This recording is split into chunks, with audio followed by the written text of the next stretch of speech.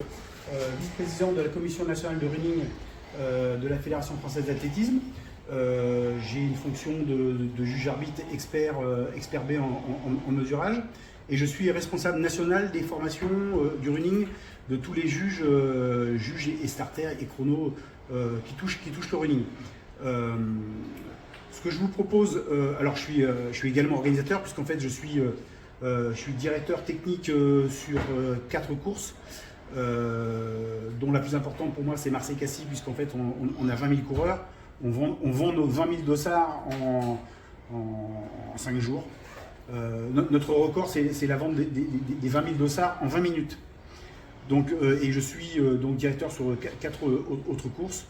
Et je pourrais en prendre plus, mais j'ai pas envie de divorcer avec ma femme, donc j'ai pas envie qu'elle me mette dehors, donc je vais en rester là, quoi. Ce que je voudrais qu'on fasse, c'est un petit tour de table pour comprendre, en fait, alors initialement j'aurais souhaité qu'il y ait un peu plus de membres du jury présents pour qu'on travaille, parce qu'en fait on va préparer l'événement de ce dimanche sur la partie chronométrage, la partie juge aux arrivées. J'avais vu, comment dire, sur l'édition, j'étais venu, missionné par World Athletic pour faire un audit sur l'organisation. Sur le marathon de Rabat, j'ai vu de très très belles choses, mais sur la partie jury et sur la partie validation des performances, quelques failles qui sont faciles à corriger.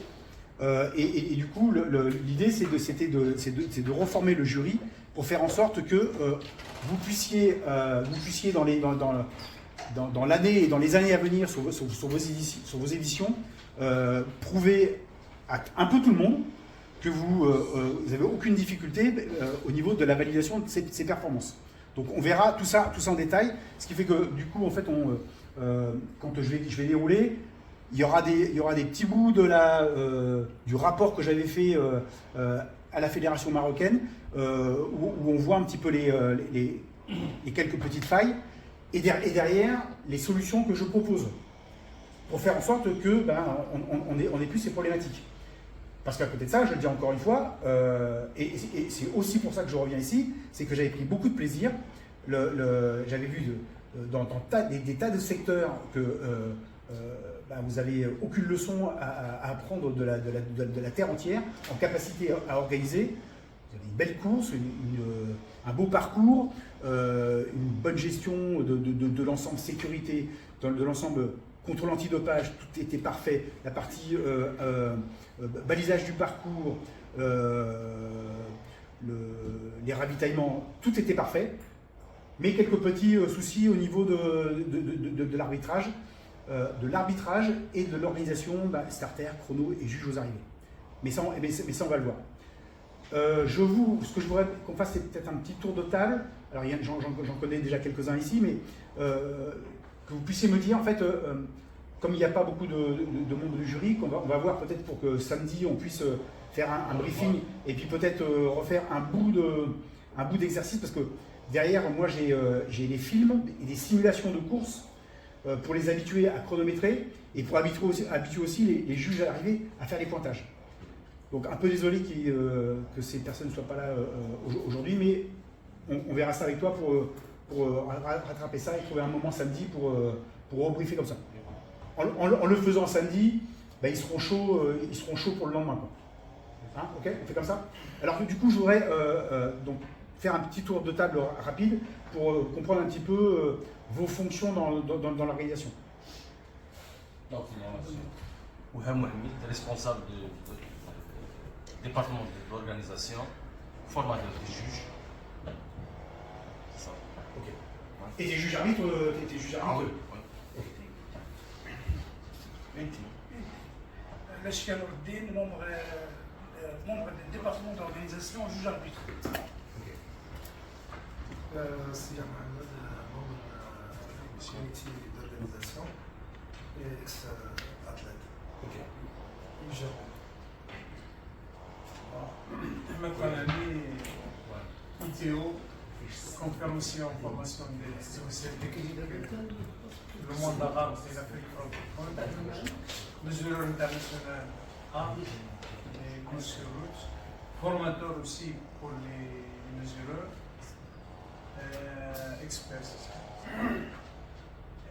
ex-directeur technique de la fédération. Ma participation au niveau du marathon de Rabat, depuis sa création d'abord, c'est premièrement le mesurage, la certification du parcours et bien sûr la dernière semaine pour assister mes collègues au niveau de l'organisation et pour valider les résultats au niveau du parcours. Donc, comme mesureur, bien sûr, il doit être transporter et suivre la tête de course pour justement valider les résultats. Et pour la petite histoire, j'ai passé mon examen d'international aussi avec ce jeune homme. Hakima Mchilifa, directrice de la communication de la Fédération royale marocaine d'athlétisme actuellement, ex-directrice de l'Institut national d'athlétisme. Je suis cadre supérieur du ministère section sport, ministère de l'Éducation nationale, préscolaire et du sport et des sports. Je suis experte en matière de management de communication en sport. Et au nom de la Fédération royale marocaine d'athlétisme, nous avons le plaisir de vous souhaiter la bienvenue parmi nous à l'occasion de cette session de formation. Votre présence en tant qu'intervenant constitue une réelle valeur ajoutée pour cette rencontre à l'occasion du marathon international, à l'occasion de l'organisation du marathon international de Rabat sous le haut patronage de Sa Majesté et organisé par la Fédération royale marocaine d'athlétisme. Votre expertise et votre expérience enrichiront les échanges et les apprentissages, bien sûr, au niveau de la formation pour nos juges. C'est une valeur ajoutée. Nous vous remercions chaleureusement d'avoir accepté notre invitation et d'être parmi nous dans cette formation et à l'occasion de la 8e édition du Marathon international de Rabat. Et par la même occasion, on vous remercie chaleureusement pour votre travail, application l'année dernière pour la 7e édition. Vous étiez délégué de la 7e édition du marathon. Vous avez fait un très bon travail et au nom de cette équipe, nous remercions les plus chaleureux. Merci. Merci. Merci. On s'était revu au marathon des Jeux Olympiques, donc j'avais eu grand plaisir Ah bah j'ai oublié, voilà. Un grand merci à vous et à votre épouse pendant le marathon des Jeux Olympiques. Ma femme était juge aux arrivées, donc il a nécessité d'avoir des juges aux arrivées, on va en parler tout au long de cette formation-là, et j'ai été juge arbitre tête de course du marathon homme. Donc ça a été la plus belle expérience sportive de ma vie, quoi. Oui, exactement. Merci. Merci. Oui, Ahmed, inspecteur principal, communication nationale, coordonnateur entre la Fédération royale marocaine d'athlétisme et le ministère de l'Éducation nationale. Dimanche, Inch'Allah, je serai juge arbitre du marathon. Juge arbitre du marathon dimanche? Inch'Allah. Ok. Donc, t'en auras un autour du cou? Double. comme les juges arbitres et puis les chronomètres. Ok. Magistrat administratif, international technique, officier.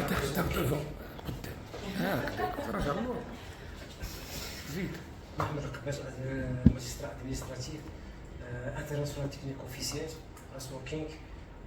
Je suis responsable du juge dans notre ligue Rabat-Salès et je fais partie du jeu de la fédération dans toutes les organisations nationales et internationales. Merci. Bonjour, Karim Ekhaj, cadre de la jeunesse et de sport, entraîneur national, assistant du conseil du groupe Marathon. Je suis responsable à cet événement de ravitaillement spécial.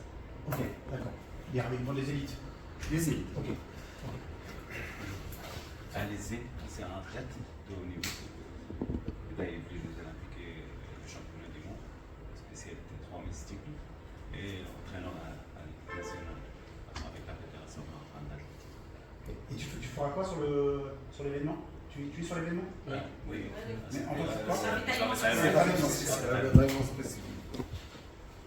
Je suis pour les hommes, ils sont pour Ok.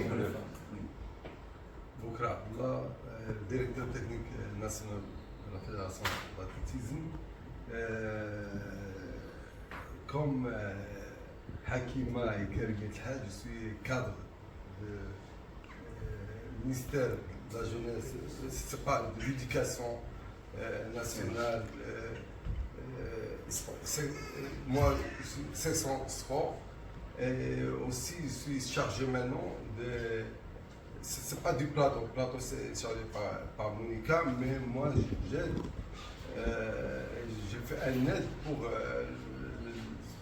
l'accompagnement des athlètes internationaux et nationaux. Cette année, pour respecter les normes du World Athletic, et de préférence, il doit avoir un contrat avec les athlètes. La Fédération royale marocaine d'athlétisme a collaboré avec un manager agréé par le World Athletic.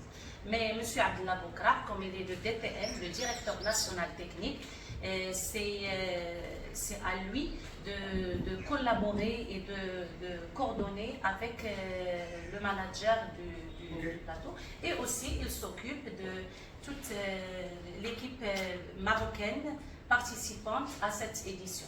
Et vous savez très bien que notre équipe marocaine, c'est une équipe nationale et internationale, puisqu'ils ont déjà participé aux Jeux Olympiques, aux Championnats du Monde. Ils ont des chronos. Ils font partie de l'équipe internationale et c'est lui qui s'occupe de ça, la logistique de l'équipe nationale, le plateau et le départ d'élite. Voilà. Merci. Je ne sais pas s'il l'a dit, à Alger, c'est un médaillé d'argent. Les Jeux Olympiques. Les Jeux Olympiques. Sur le lycée. D'ailleurs, M. Cachot, c'est la crème de l'équipe. Vous avez parlé de 30 personnes et la fédération a consacré cette formation pour les gens qui sont voilà, qui chapeautent l'organisation du marathon et qui sont intégrés dans dans cette présentation-là, il y a des choses qui sont très techniques, mais du coup, je passerai plus rapidement dessus, sauf pour les juges arbitres et puis les chronométreurs. Et puis après, on verra le reste de l'équipe samedi. Ceci dit, après, on va voir aussi que dans l'organisation générale, en fait, on va balayer des thèmes à améliorer dans différents trucs. Voilà. Je vais pas présenter M. Cachot. Je suis Oubad Lila, ancien athlète, professeur d'éducation physique, entraîneur international niveau 4 sprint et conférencier international des entraîneurs niveau 1 et 2. Pourquoi? Juge chargé à la fédération, inspecteur de la Fédération royale marocaine d'athlétisme. Je suis responsable de prendre des lives, des compétitions nationales, fédérales et même internationales. Merci. Merci à vous. L'occasion d'en parler au Marathon de Rabat 2024. Oui, merci. Je vais éteindre la... Vous voulez M. Ouba son et image. C'est pour ça que j'ai... Ouais. Et aussi Ouba. صوت صورة لا. Je vais vous montrer juste après. En fait, les formations de starter, chrono et juge aux arrivées, ça regroupe au niveau du running un seul corps officiel qui s'appelle maintenant Juge Running Compétition. C'est un corps officiel que j'ai créé pour la fédération française il y a quelques années. Et du coup, on va faire un panachal d'une formation de ces fameux jurys, donc starter, chrono, juge aux arrivées, une formation de juge arbitre et une partie de présentation sur l'homologation des performances. On va rentrer à chaque fois dans les grandes lignes et parcourir. L'organisation générale du marathon, j'en ai parlé avec tous les points positifs que j'avais pu rencontrer. La validation des performances, c'est un point faible qu'il faut améliorer. Pour avoir un affichage au niveau mondial, l'idée c'est d'avoir un affichage au niveau mondial qui ne laisse plus la moindre place à l'ambiguïté. Moi, en 2024, ils me font venir pour ça, en me disant, regardez un petit peu les problématiques que vous rencontrez au niveau de la validation des performances. Et Akima le sait, c'est pas tout à fait comme ça que je l'ai expliqué à la Fédération internationale. La société de chronométrie, qui reste un prestataire, on va le voir aussi tout au long de ce passage-là, qui a visiblement un peu trop de pouvoir, quoi. C'est-à-dire qu'ils font ce qu'ils veulent, quoi. Alors ils font ce qu'ils veulent parce que de toute façon, vous n'avez quasiment pas de jury. Et du coup, vous ne pouvez plus fonctionner comme ça, quoi. Organisation du jury et des bonnes pratiques. La préparation avant course. Vous faites une réunion technique avec les athlètes. Peut-être des petites choses qu'on pourra aussi améliorer par rapport à ça. Mais quand on a une équipe de jury, on fait aussi une réunion technique jury. Tac, tac, tac. Validation des performances, donc avec les pointages manuels, les chronométrages manuels, l'utilisation des tapis intermédiaires, parce que pour l'instant, sur la course, vous demandez à la société de chronométrie de mettre des tapis intermédiaires, mais vous ne les exploitez pas. Vous ne regardez pas les temps de passage. Et l'année dernière, on va le revoir, mais il y avait des tapis qui n'étaient pas au bon endroit. On va le voir. J'avais fait des photos, comme j'avais un peu pu, parce que j'étais en voiture, et c'était un peu compliqué. Ok, on avance. Alors, en préambule, on a certainement forcément des écarts de fonctionnement entre les fédérations. Moi, je suis fédération française, mais j'applique les textes de la fédération internationale. On a vraiment une grande diversité au niveau des officiels de la fédération. On a les officiels pistes et on a les officiels du running. Donc tout ce qui touche et les examens qu'on passe pour aller arbitrer des compétitions ou starter, chronométrer, il y a les examens pistes et il y a les examens spécifiques running. En France, on a 800 labels, 800 courses labellisées qui nécessitent un jury complet, et on va le voir, avec des chronomètres. Comme ça, sur toutes les courses route, il y a 2 chronométreurs comme ça, et s'il y a 1, 2 ou 3 juges arbitres, ils ont ça aussi.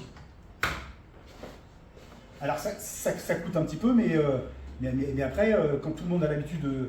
Et du coup, vous pouvez montrer à chaque fois, parce que pourquoi on utilise ça? Parce que derrière, il y a des bandelettes, ce qui fait que du coup, la trace de la performance, derrière, quand vous faites un rapport d'arbitrage, vous pourriez chaque année, est-ce que les juges arbitres font, à chaque fin du marathon de Rabat par exemple, font un rapport d'arbitrage? Oui, Si. à la demande. À la demande, on le fait. Comme l'année dernière, je le fais à Souhait. Une évaluation. En fait, nous, les habitudes que l'on a, même la course qui a le label le plus bas, alors quand je dis le label le plus bas par rapport au marathon de Rabat, c'est 5 niveaux inférieurs. 5 niveaux de label inférieur. Le juge arbitre qui va venir sur la course fait systématiquement un rapport. Au moment où sa course redemande un label, si on n'a pas eu le rapport d'arbitrage, la course n'a pas le label. Donc elle est obligée l'officiel juge arbitre est systématiquement obligé de faire un rapport. Vous pourriez, on va en parler des rapports un peu plus tard, faire un rapport un peu light, mais en mettant l'essentiel, qui permet de valider les performances. C'est-à-dire les bandes chronométriques de vos chronométreurs, et puis de dire que le parcours était conforme, le départ a été maîtrisé, pas de problème à l'arrivée, des choses un peu basiques. Moi, je vais vous montrer une trame de ce qu'on fait. Après, vous pourriez, Akima, la trame, je te la passerai, vous pouvez la modifier, l'alléger, parce que nous, c'est déjà une trame, elle fait 4 pages. C'est pas un problème. Et l'idée, c'est de pouvoir à chaque fois démontrer que une course, un rapport, et surtout quand on a un label World Athletic. Surtout. Non, excusez-moi, monsieur, ils n'ont pas, je n'ai pas compris la question, mais oui, après chaque édition, on a un rapport global, général, sur tous les aspects, notamment l'aspect technique. Est-ce que, en fait, j'imagine que cette note générale va inclure la sécurité, le médical, Oui. Et le technique. Alors, en fait, ce que veut la Fédération internationale, par rapport à... alors, le dopage, oui. Est-ce qu'il y a eu des contrôles antidopage? Ça doit être mentionné par le rapport des juges arbitres. Combien il y en a eu? 6. 8, et après, on ne peut plus parler de rien. Mais par contre, oui, il y a eu des contrôles antidopage, parce qu'après, le rapport, il est pour vous, fédération, mais aussi il peut être utilisé pour la fédération internationale, qui peut avoir des doutes. Moi si j'étais vous, avec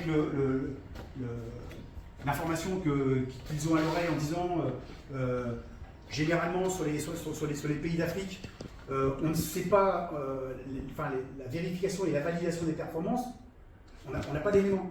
À partir de cette année, vous pourriez faire un rapport type et même leur envoyer directement.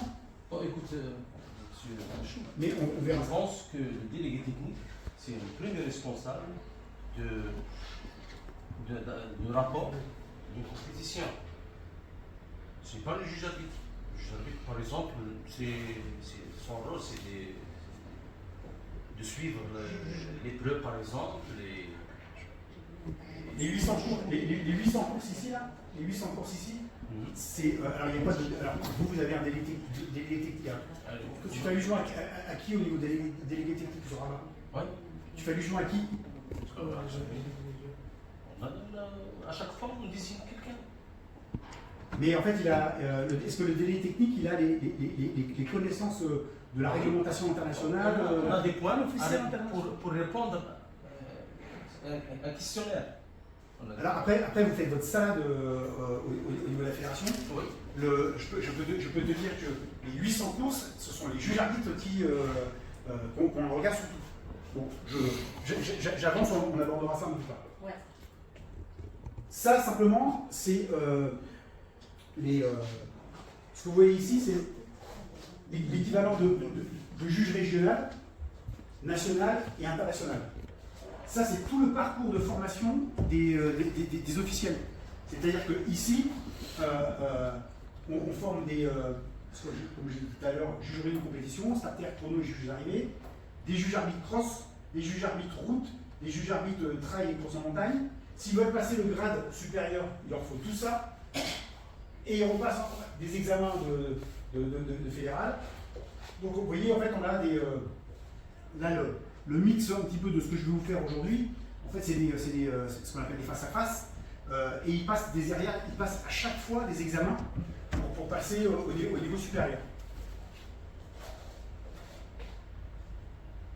Alors, la société de chronométrie, moi j'avais été étonné l'année dernière quand j'ai été demandé à la société de chronométrie le temps du premier.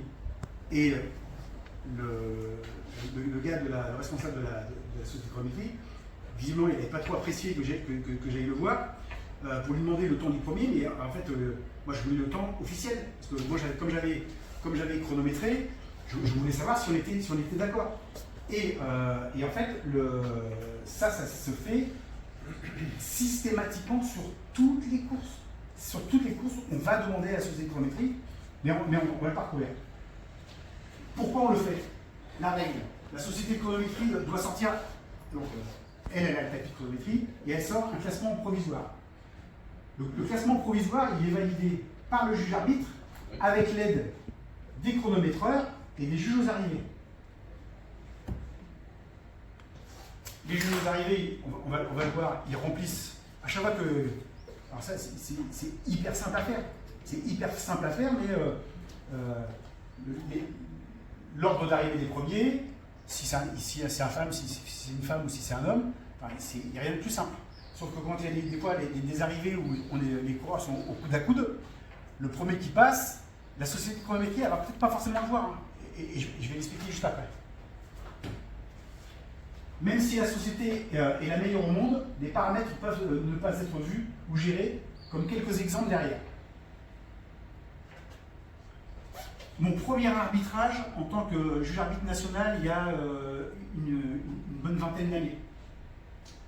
À la réunion technique, la société de chronométrie nous dit « J'ai certainement la meilleure société de chronométrie de France. » Ok. Bah, si tu le dis, on veut bien le croire. Sauf que, à l'arrivée de la course, un bénévole, il s'est pris les pieds dans une natte de câble qui était sur le secteur de l'arrivée. Le transpondeur est débranché. Dans les 50 premiers coureurs, il y en a 25 qui ne sont pas vus. Qu'est-ce que vous faites sur le marathon de Rabat si ça vous arrive ça? Qu'est-ce que vous faites? Ben, vous êtes fichu quoi. Vous n'avez pas de juge à l'arrivée. La société de chronométrie, elle a un bug. Vous êtes fichu. Vous n'avez pas moyen de rattraper votre course. Et tout le monde saura que vous n'avez pas été capable de rattraper votre course. Là, nous, on avait des chronométreurs manuels, des juges aux arrivées qui ont simplement marqué l'ordre de passage des coureurs. Combien? En fait, combien de personnes? Combien de personnes il faut? En fait, il en faut. Combien de personnes? Marathon de Rabat, il en faudrait 2. 2 personnes simplement à Pas noter. les officiels, combien d'athlètes? 50. 50? Ouais. Bah, oui, c'est La règle le internationale. plan B. C'est le plan B au cas où la chronométrie arrive à un problème. Vous avez un niveau de label qui est là. Exactement. Vous avez un niveau de label qui est là. C'est une alternative. Et là, en termes de sécurité, vous êtes là. Vous avez un problème. Quelqu'un se prend les pieds. C'est le premier exemple que j'ai. J'en ai pas manqué d'exemples derrière. On y va. Une année, une société chronométrique avec un pignon sur rue est venue et un détecteur s'est mis à essayer de se recaler en permanence avec les satellites. Mais les temps de passage, mais c'était du n'importe quoi. Et du n'importe quoi. On avait le premier qui était décalé de 40 secondes et le deuxième qui était bon. Le troisième était bon, le quatrième était bon. Et le cinquième, il était décalé de 15 secondes. En plus, on n'avait même pas des décalages. Comment vous faites, vous, Marathon de Rabat, si vous avez ça? Vous êtes mort. Non. S'ils ont débranché le câble d'électricité, ils ont des onduleurs en secours, soutien. En fait, je peux te dire, je peux te dire, alors, ça c'est un exemple. Et même les caméras, ils vont enregistrer l'image et vont faire la lecture d'image avec le temps. On y va. Mais si tu veux, je te liste toutes les problématiques qu'il y a. Quand tu as simplement, vous avez mis dans votre jury quelqu'un qui a pris tous les premiers, qu'il y a un problème technique ou pas, parce qu'on va là, il n'y a pas forcément que des problèmes techniques. Mais derrière, vous avez un plan B. Ouais. Vous avez un plan, et le plan B, il est simple à faire. Hein. Le dossard 12 qui arrive, je note 12, 14, machin. Si ça arrive, tu peux. Même à la rigueur, même la veille, on vérifie s'il y a des caméras de secours, la caméra officielle et l'autre qui soutien auxiliaire. Et du coup, les caméras, est-ce que quand vous avez, comme vous ne faites pas de pointage manuel? Si. Pointage manuel, c'est l'idéal. Bah, ma question, c'est que on va le voir. Vas-y. Vous avez raison. Comme tu peux dire. Merci. Tu as raison. Vous pouvez tous me tutoyer. Et puis alors, ici, en début de formation, qu'on soit bien clair, il n'y a pas de question de con. D'accord? On est l'équipe et on. D'accord? Tu as raison de parler de ça, parce que moi j'ai fait plusieurs courses à travers le royaume et j'ai constaté que pas mal de fois le pointage a sauvé la situation. Pas mal de fois. Et votre label, il est là. Hein. Vous avez raison. Et votre label, il est là. Hein. Ouais. Maintenant, il faut toujours revenir à ça. Peut-être que ça va pas servir, c'est ce que le chronométrage électrique. C'est une sécurité, c'est une sécurité. Mais c'est une roue de secours. C'est une roue de secours, très importante. C'est le plan B. Il faut toujours avoir un plan B dans n'importe quelle organisation. Une année, alors là, la société de chronométrie, elle n'y pouvait rien. Le ASO, donc l'organisateur du marathon de Paris, avait donné toutes les puces à coller sur les dossards à un organisme. Et ils ont collé 700 dossards. Les puces devaient être collées à la verticale. Ils les ont collées comme ça. 700 dossards n'ont pas été vus. Si dans les 700 dossards, il y avait eu des élites, je ne sais pas si... donc les 700 dossards n'ont pas été vus à l'arrivée. Hein. Si dans les 700 dossards, il y avait eu des élites, ils n'auraient pas été pris à l'arrivée, quoi. Et on aurait pu les voir facilement avec ça, et du coup les reclasser. Les sorties de feuilles de classement des sociétés de chronométrie,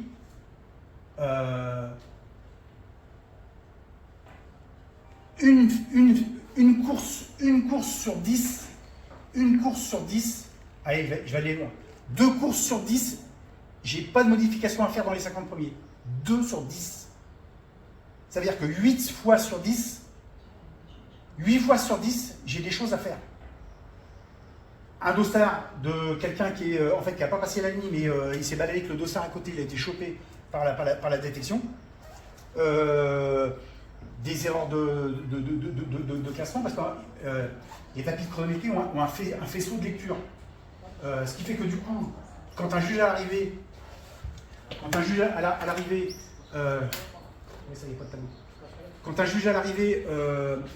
quand les coureurs passent à la ligne, le juge à l'arrivée, il est sur la ligne, il voit arriver les 2 dossards, le 12 et le 2. Donc il va cocher 12 et 2. Il ne sait pas encore en quel sens ils vont arriver. Mais il les a vus, donc il marque 12 et 2 sur la feuille.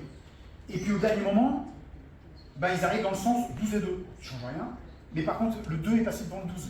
Donc du coup, celui sur sa flèche, il va faire une flèche en disant inversion entre les deux. Et souvent, quand les coureurs passent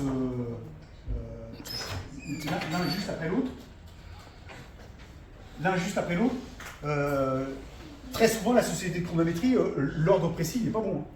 Très souvent, il n'est pas bon. Hein. C'est ce que je vous expliquais, l'histoire du faisceau de lecture. Je suis sur le marathon de Houille, le 10 km de Houille, niveau label international, un niveau de coureurs de malades, mais de malades. Ils arrivent 6 coureurs en même temps.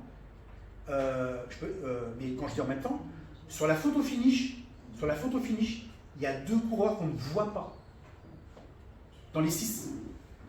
Et là, mais galère totale. Alors, je peux te dire de suite là, la société de chronométrie qui sort ça. Donc là, vous n'avez pas de problème sur le marathon parce qu'en général, les espaces sur le marathon les espaces entre les coureurs sont assez confortables. Donc vous n'avez pas de problème avec ça. Mais je peux vous dire que la société de chronométrie, elle a un bloc. Elle dit 1, 2, 3, 4, 5, 6. En rien, tu peux valider ça, quoi. On a été récupéré, donc il y avait des caméras, mais la caméra, je te dis, il y a 2 coureurs qu'on ne voit pas. Du coup, on a été récupérer des photos et des films des spectateurs qui étaient à côté pour faire en sorte d'arriver à voir et d'arriver à faire un ordre. C'est une enquête finalement. Hein? Vous avez une enquête. Ah oui, t'es obligé. Et là, quand tu les vois arriver, et moi, j'étais avec le chrono, et en plus de ça, habituellement, ce qu'on dit sur une course, c'est qu'on aime bien que l'artère de l'arrivée soit suffisamment longue. Et là, sur Houille, un virage, il rentre au bout de 20 mètres. C'est pas bon ça. Pas bon, hein. Jean-Jacques, à propos de ça, moi je suis pour rester sur le manuel qui peut aider plus. C'est un peu plus. Absolument.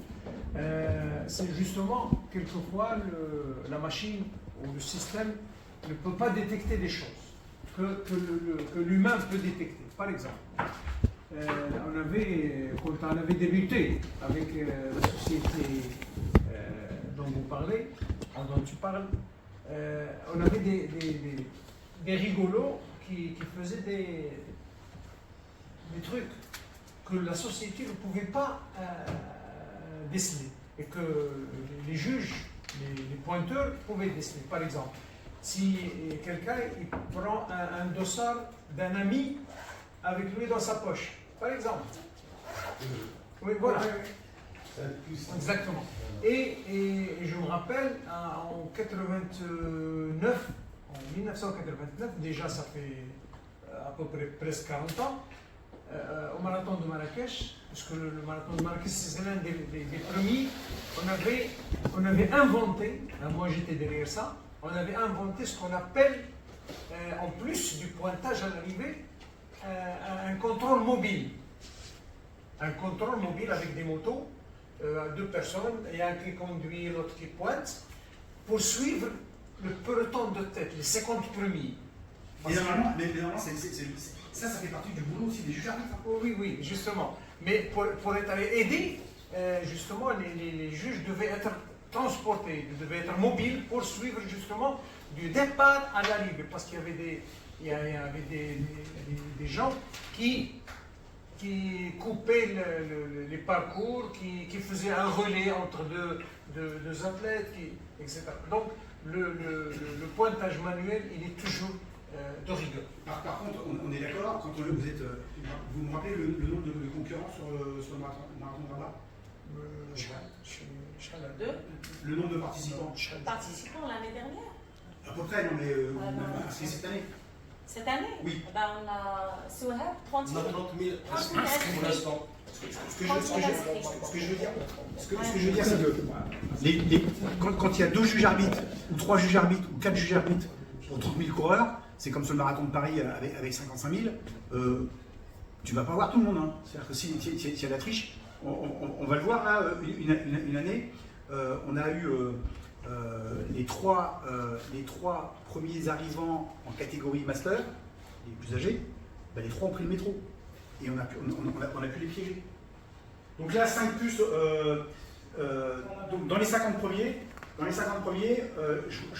c'est moi qui l'avais vu, je vois un coureur qui passe la ligne d'arrivée et qui fait ça.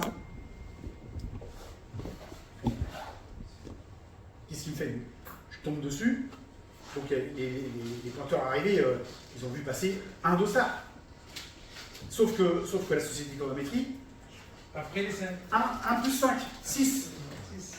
Dans les 50 premiers. Même performance. Ah oui. Mais du coup, ils ont été virés. Alors, pas de bol, je suis tombé directement sur ce gars-là. Donc le gars, il était licencié. Donc forcément disqualifié de suite avec les 5 collègues. Hein. Donc il cherchait à faire les qualifications pour les championnats de France de toute la bande. Et puis j'ai fait un courrier à son club pour qu'il se fasse sonner un peu les cloches pour montrer que dans ce club-là, il y a un peu des tricheurs.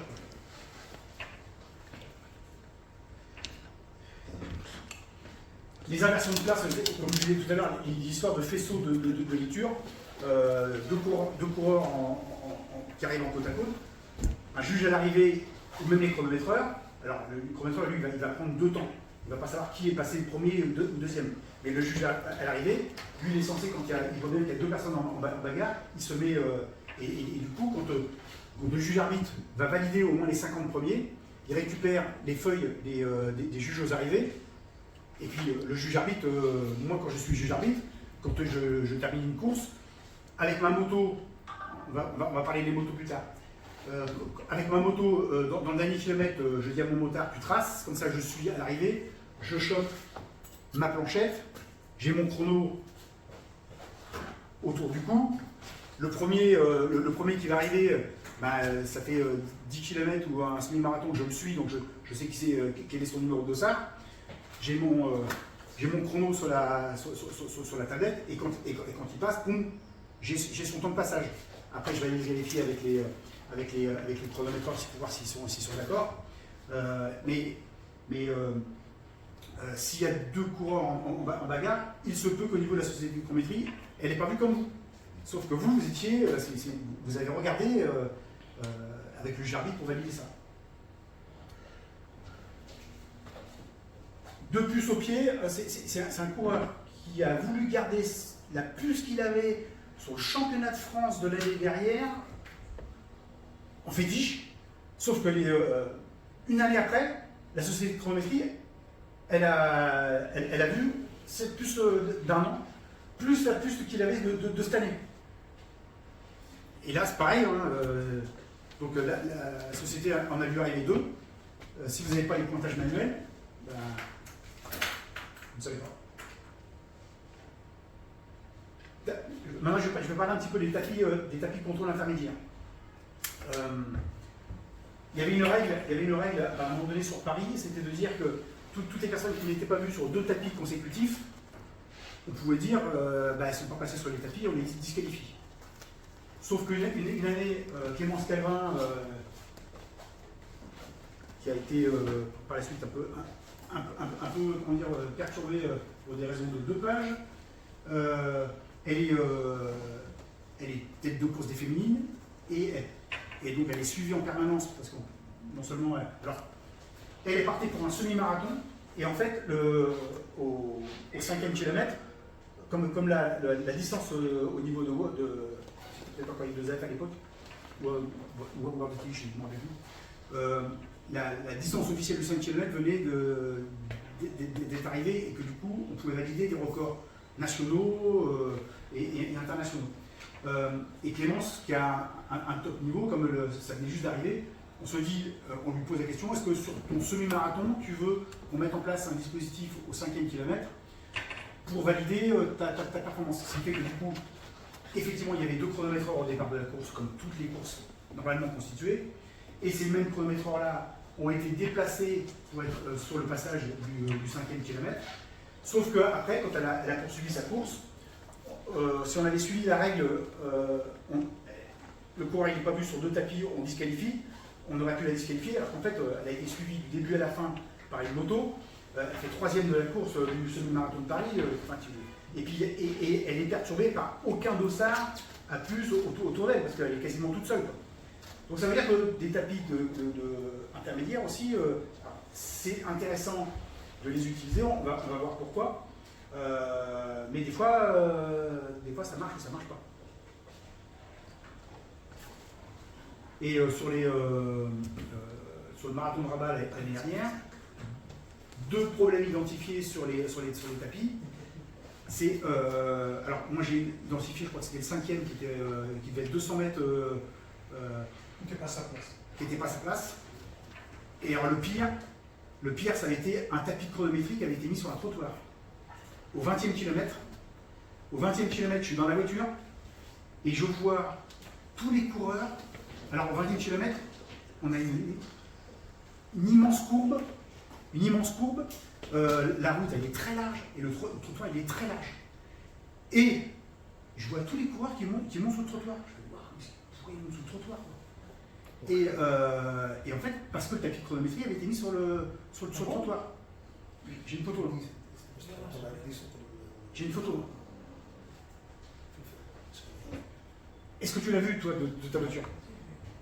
Est-ce que tu étais juge arbitre derrière? Oui. Tu l'as vu, ça? Mais j'ai pas vu.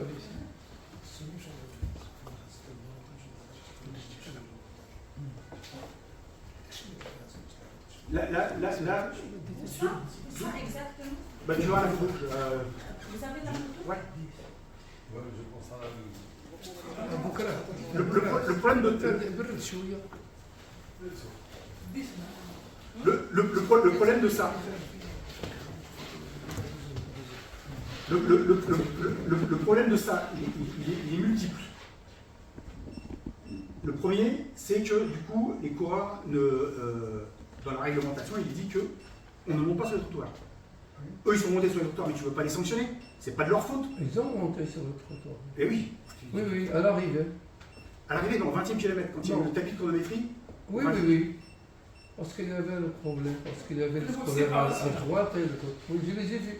Bon, mais on les a ramenés. C'est pour les semi-marathons, pour le Ah, il y a ça, semi-marathon. c'est le marathon. C'est le marathon. Ben, c'est 20 20e kilomètre. 20e. Ils ne sont pas encore à la ligne d'arrivée. Séparation On des a- La séparation entre le marathon. De toute Mais façon, le on va marathon, avoir on continue. Alors la photo elle n'est pas claire parce que j'étais en C'est voiture. pas J'étais en allé, voiture. on voit quand même vite.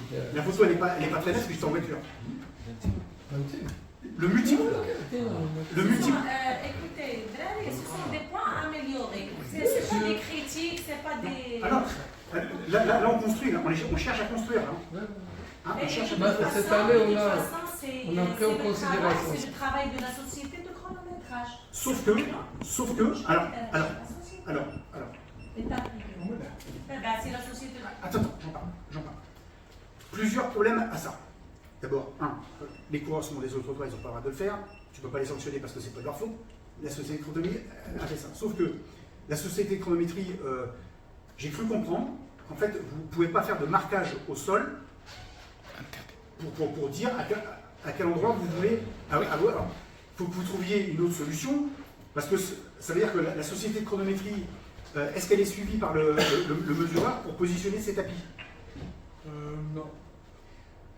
Du coup, il faut peut-être. Alors, soit vous trouvez une solution pour que toi, quand tu fais le tour avant, Tu vérifies. ben oui, alors soit tu trouves un moyen pour dire c'est à cet endroit-là que je le veux, donc tu mets une borne, j'en sais rien, ou peut-être déjà les panneaux kilométriques, j'en sais rien. Non, Donc là, Jean-Jacques, je t'arrête tout de suite parce que sur le rapport de mesurage, tout était expliqué. Sur quelle chaussée on court, etc. Tout est expliqué. donc j'imagine bien que la société de Donc, chronométrie. la personne n'a pas vu le rapport, c'est tout. Donc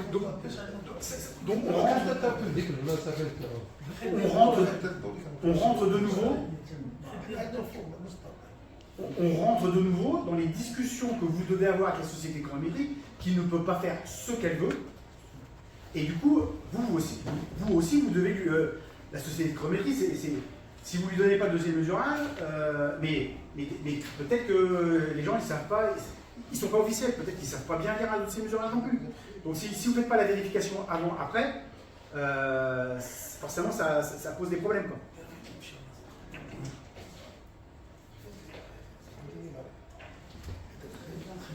Ça, je vais raconter pour l'histoire de métro. Et donc là, c'est la vérification de la reconnaissance de la course au matin de la course. Alors, s'ils ont mis une arche, le tapis, vous arrivez 5 minutes avant pour lui dire le kilomètre 5, il est 200 mètres plus loin, forcément ça va être compliqué. Il faut que vous trouviez un mode de fonctionnement avec eux pour faire en sorte que les tapis de chronométrie soient au bon endroit. Et surtout pas sur la route, quoi. Les caméras, tu m'en as parlé tout à l'heure, c'est qu'en fait, si on a le doute, quand on fait un juge arbitre, quand il demande à la sortie des 50 premiers, il a les pointages, soit les siens, soit ceux des juges arrivés, avec les temps des bandes chronométriques des chronométreurs. Le premier truc qu'il vérifie, c'est l'ordre de passage. Après, il va regarder le chrono du premier, enfin, on va le voir. Et il va surtout regarder l'ordre de passage.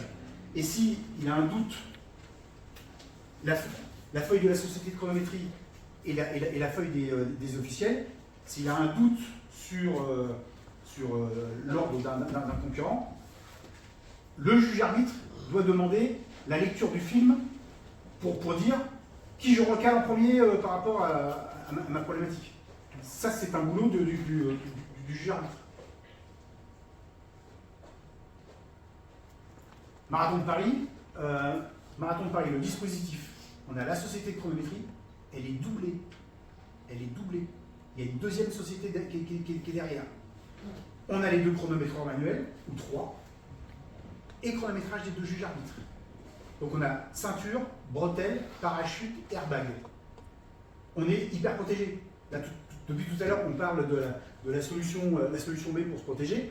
Marathon de Paris, c'est on verrouille. Si on a un problème avec un système, il est rattrapé par le deuxième. J'ai compris tes batteries sur l'onduleur. Sauf que cette société de chronométrie-là, elle est en incapacité, le temps qu'il démarre, que ça reprenne, j'en sais rien. Dans les 50 premiers, il en manquait 25. Et tu étais trop content d'avoir tes officiels qui ont fait les pointages et les chronométrages et tu as reconstitué les 25 qui te manquaient. Bon, ça j'en ai parlé, hein, les cartes de... Et au passage, ce mode de fonctionnement, il est dans votre cahier des charges de World Athletic.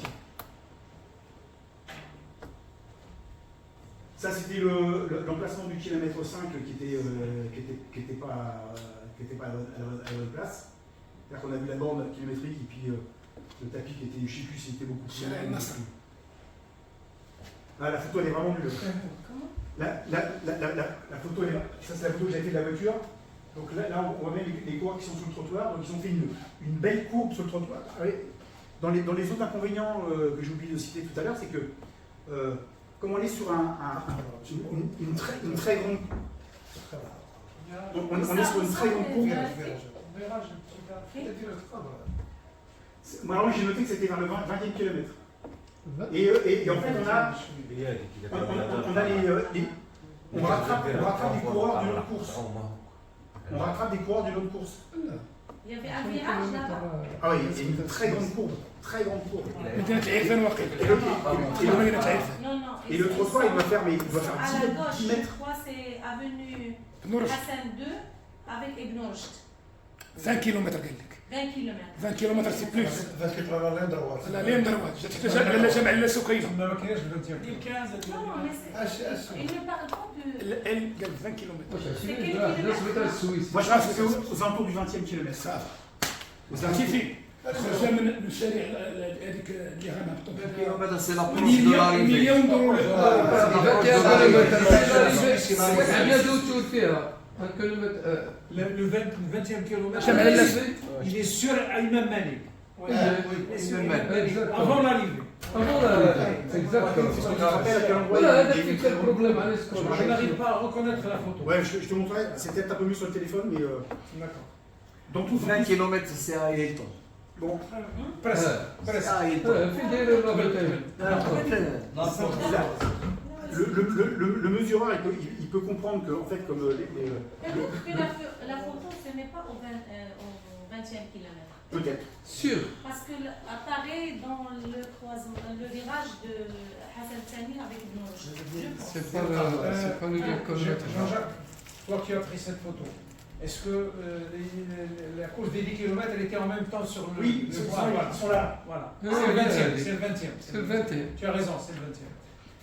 Et le mesureur, il va comprendre, et le juge arbitre, ils doivent comprendre également, c'est que comme on est sur une courbe qui est très longue, et que le trottoir il fait une dizaine de mètres, les coureurs, quand ils montent sur le trottoir, ils réduisent considérablement la distance. Et du coup, ils entament bien, quand on sait que sur une piste de 400 mètres, entre le couloir 1 et le couloir 2, sur 400 mètres, on a 7 mètres 34, je crois, On est bien conscient de ce problème cette année. J'ai une explication, Jean-Jacques. J'ai une explication pour ça. On a évité cette année. Voilà, On cette l'a année, évité, on a pris ça en problème. considération. Alors, en les rentrant deux sur voies. le boulevard Imam Malik, le marathon, il venait de un grand À gauche. boulevard À gauche. Bouhabid. Et dès qu'ils rentrent, les 10 km font ça et ils rentrent avec eux. Alors, ils étaient obligés de déporter les marathoniens et les semi-marathoniens sur la chaussée de gauche. Ah, donc, je crois Sinon, que c'est le ça. problème est résolu cette ça veut dire année. que c'était voulu, là. Je crois que c'est Non, ça. Je crois que c'est ça. Mais ça ne respectait pas ton dossier de juge. Absolument. De toute façon, cette année, on a deux Je voies. pense, hein. La première voie dédiée aux 10 km. La deuxième voie, à gauche, c'est dédié pour le semi-marathon et le marathon pour éviter toute mélange entre le 10 et le On a évité la semi-marathon. bretelle qui réunit les trois courses. On a coupé au niveau de Bottouga, Bottouga, boulevard ouais. Bottouga, Oui, et il reste à droite jusqu'à l'arrivée. Les autres, ils restent à gauche. C'est ça. Et du coup, en fait, ce qui se passe aussi, c'est que les juges arbitres, vous étiez tous les deux dans les voitures, comme moi j'étais dans les voitures. Vous avez toujours arbitré dans les voitures?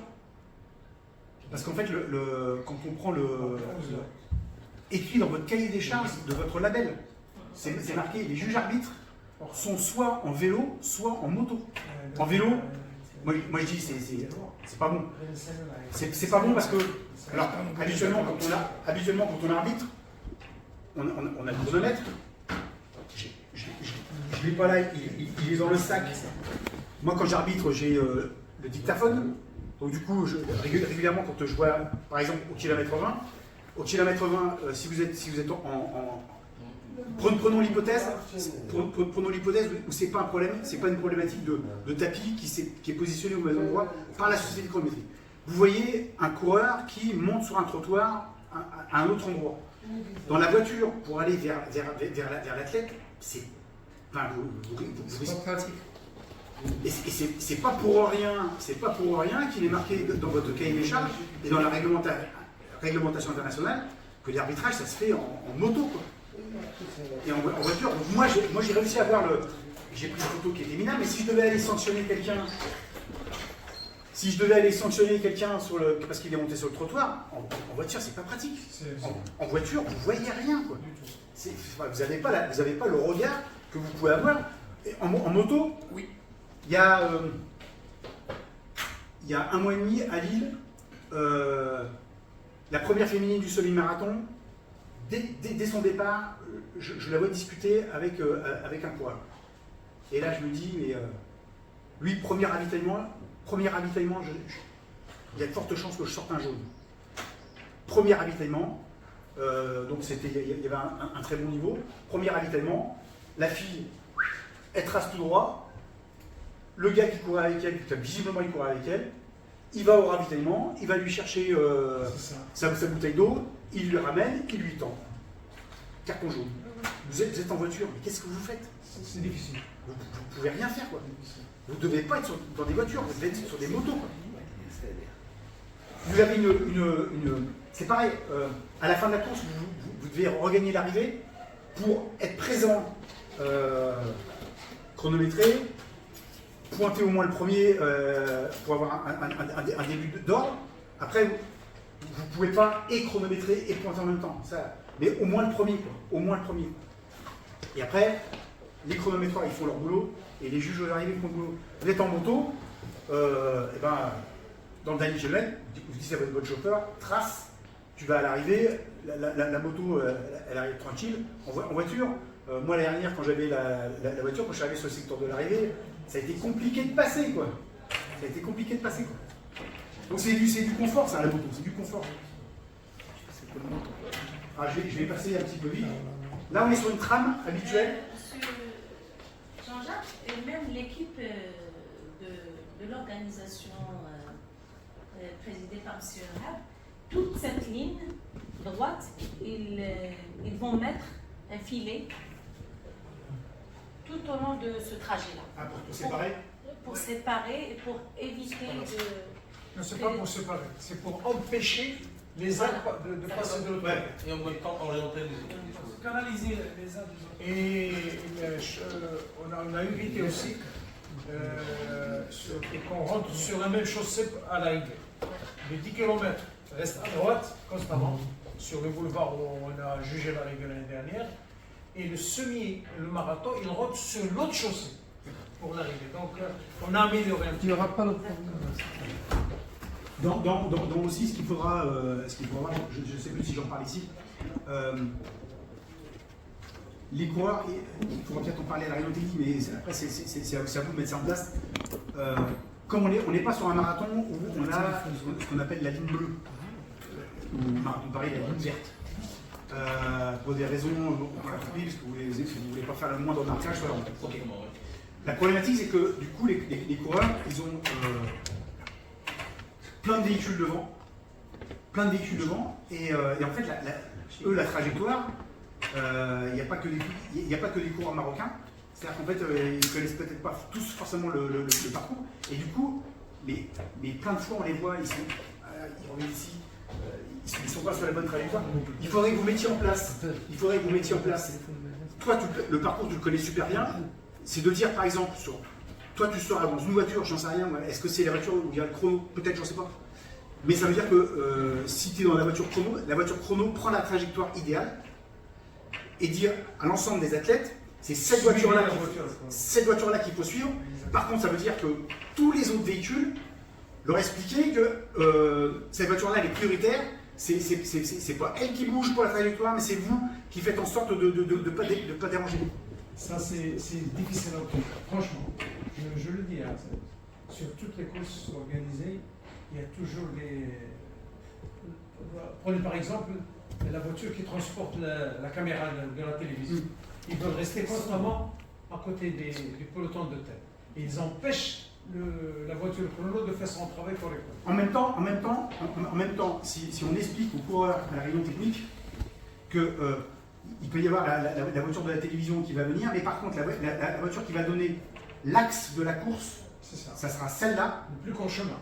Oui, ça veut dire que le coureur qui fera ça, c'est que du coup il n'a pas suivi la voiture. Exactement.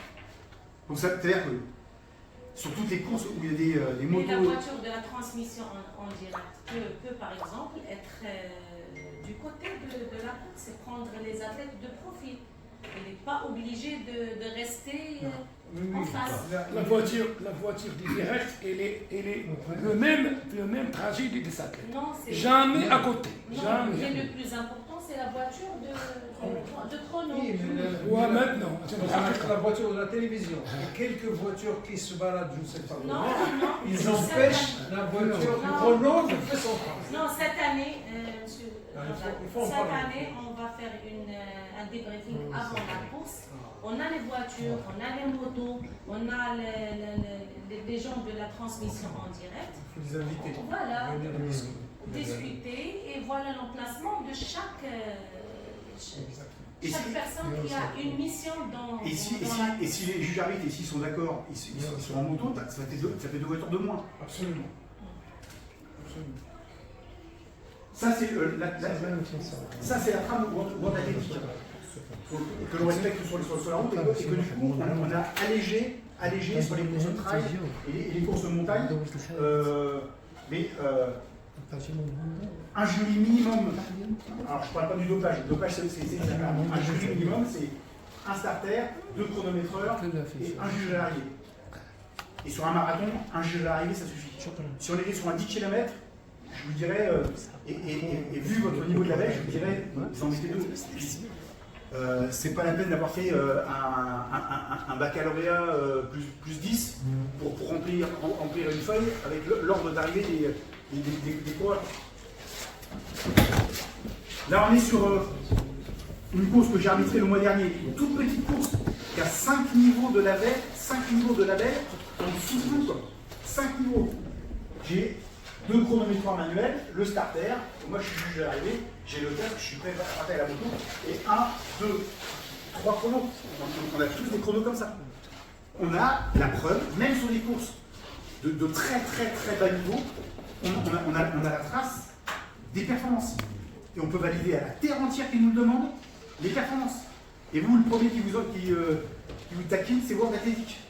Donc demain vous faites un rapport, même allégé, pour dire que tout s'est bien passé. Le parcours, on peut établir un record parce qu'il a l'extension en A. Vous mettez en photo, vous mettez les photos des bandes chrono, des chronomètres et du juge arbitre. Vous leur renvoyez ça simplement pour leur dire regardez comment on fonctionne maintenant. Vous allez peut-être plus avoir de délégués qui vont venir à la maison pour vous surveiller, quoi. Bon, je vais passer assez vite là, sur un certain nombre de slides parce qu'en fait il n'y a pas de. Il n'y a pas beaucoup d'officiels ici. Bon, le starter est responsable de son départ. La photo que j'ai prise avec votre président tout à l'heure, sur l'entête, c'est pas pour rien parce que je vais arriver juste derrière dessus. Donc, établissement des classements. Oui, sur des courses, j'imagine. Alors, comment vous fonctionnez au niveau des labels? Vous avez, il y a Marathon Rabat, mais en dessous, vous avez aussi des labels. Comment vous fonctionnez? Quand on n'a pas un label World Athletic et qu'on est organisateur d'une course, peut-être référencé au niveau de la fédération marocaine, est-ce que les courses sont soit label international et est-ce qu'il y a des labels en dessous? Classification. j'ai pas Non. entendu la question. La classification des courses équipes. Les courses dérivées. Ah, non, le label au niveau National. interne. Oui. Non. D'accord. Et il y a juste l'autorisation, il y a un cahier de charge pour organiser une course sur route. La fédération a mis à disposition un cahier de charge que l'organisateur doit le respecter. D'accord. Mais du coup, est-ce que sur ces courses-là, systématiquement, il y a une société de chronométrie? La plupart du temps. Les pas d'officiels? Les officiels locaux. Oui. Oui, c'est ça. Les officiels locaux. des starters, des chronos? Oui, les chronos, les starters, des pointeurs et tout. D'accord. Ah d'accord. Je prends l'exemple de Marrakech par exemple. Ouais. Ils appliquent tout ça. Ah d'accord. Et sur le marathon de Rabat, on ne le fait pas. Si, même Je veux dire que. même à Rabat, il y a des officiels internationaux, des MTO, des juges arbitres, des ATO. Oui. L'organigramme, c'est.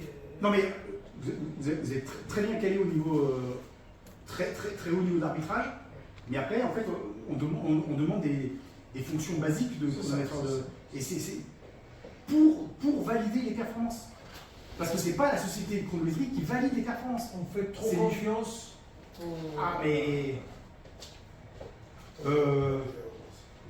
comme j'ai eu un peu de retard à l'aéroport hier, je faisais un petit peu le ménage dans mes photos de course et j'ai filmé en fait pour animer les formations un juge arbitre qui va demander à la société de chronométrie de lui sortir le classement et puis elle fait les vérifications et elle lui dit tu corriges ça, tu corriges ça, tu corriges ça, tu corriges ça et ça se fait chez nous tous les dimanches. Tous les dimanches.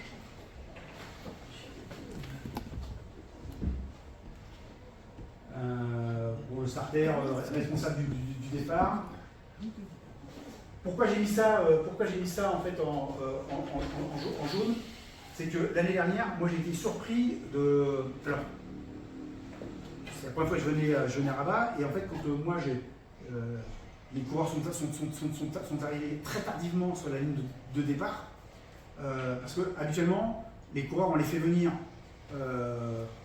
5-6 minutes avant, ils sont derrière la ligne, et les ordres du starter officiel, c'est de dire à l'ensemble des coureurs 5 minutes, puis 3 minutes, puis 1 minute, et dans la dernière minute,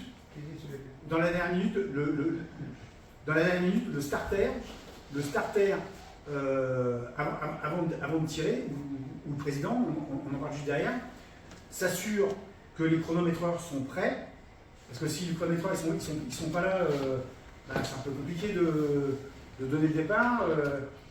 Il peut y avoir certaines organisations, peut-être que vous attendez un aval de l'armée, de la sécurité, pour dire que vous pouvez faire partir le parcours. Je ne sais pas. Pourquoi Marathon de Marseille, à un moment donné, on était prêt à donner le départ et l'organisateur reçoit un appel téléphonique en disant on a un problème sur le parcours, on retarde le départ. Donc ça veut dire que tous les officiels ils sont prêts sur le départ, les juges arbitres sont sur la moto la ligne de départ est là, la moto elle est légèrement en biais et le juge arbitre il voit où est le starter ou votre président qui est dans le départ et au moment où le départ de l'état il enclenche. Le problème qu'on avait sur Marseille c'est un char qui s'était perdu dans Marseille et qui devait embarquer sur un bateau et du coup on avait un char sur le parcours. La blague. Du coup on a pris 10 minutes, un quart d'heure pour le sortir du parcours et voilà. Ça veut dire que non seulement on doit respecter ces 3 minutes. L'année dernière, les coureurs ils sont arrivés à moins d'une minute. Enfin, moi j'étais surpris du départ quoi. Et moi j'étais venu sur le départ pour voir si les starters allaient faire respecter les pieds sur la ligne, mais il n'y avait pas de starter quoi. Il n'y avait pas de starter. Et ça veut dire que dans le rapport, s'il n'y a pas de starter, tu peux difficilement dire que est-ce que les coureurs ont respecté le départ? On ne sait rien. Il n'y a pas de starter. Alors nous, Jean-Jacques, si je peux dire un mot sur ça. Voilà. Il est très difficile. C'est pour ça qu'on amène les athlètes, les top, on les amène à la dernière seconde. Même pas une minute, quelquefois, 1 minute, 2 minutes, 30 secondes. Parce que dès la foule, on parle de la foule, dès qu'ils voient l'élite entrer, ils croient que c'est le départ. Alors ils commencent à pousser et c'est très difficile de maîtriser la situation. En plus de ça, il y a un responsable, une personnalité qui va donner le départ. Lui, il n'est pas habitué à ça. Alors, j'ai toujours dit que c'est un starter, de fonction starter qui doit donner le départ. Peut-être qu'il est à côté des personnalités qui assistent, mais c'est lui qui doit donner le départ. Alors là, ce secteur-là est un peu difficile à maîtriser, franchement. Et comme tu l'as dit, on va le voir, c'est que au départ, vous voyez avoir systématiquement un starter. Même s'il y a une personnalité qui va donner, déjà, j'ai vu que vous donnez le départ avec un pistolet électronique. C'est ça. C'est le pistolet de la société. Oui. Bon, ok. Habituellement, quand c'est nous, quand on a des personnalités qui assistent et puis qui vont donner le départ sur des courses de route, c'est un pistolet avec des cartouches.